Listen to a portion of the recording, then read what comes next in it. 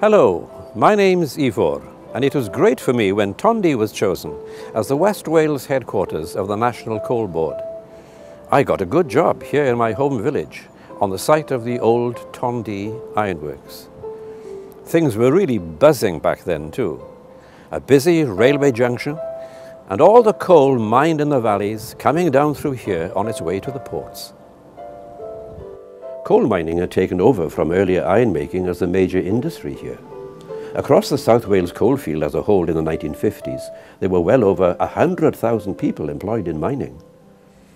The reason the new National Coal Board, formed in 1946, decided to have a base here, though, was because of the rail links. Of course, anyone from around here knew the value of rail. There are many families in the area with connections to the Dyffryn, Llynfi and Porthcawl Railway, which opened up the area for industry way back in 1828.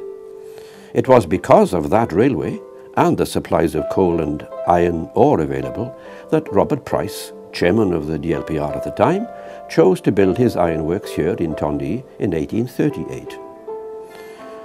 The ironworks had its ups and downs.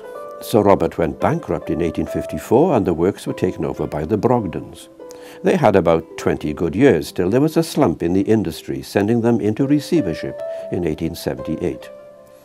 Worrying times, no doubt.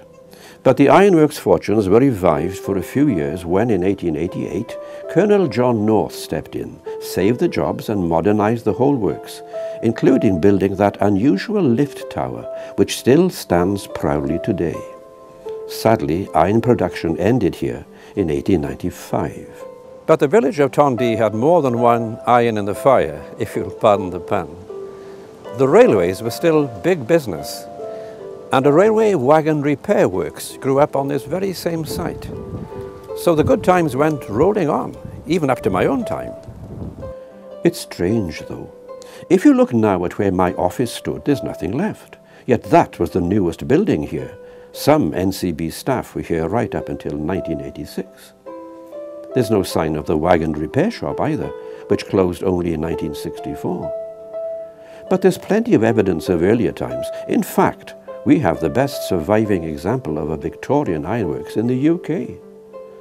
There are also the old workers' houses at Parc further up the hill, and the old truck shop where canny old Sir Robert made his workers buy their necessities.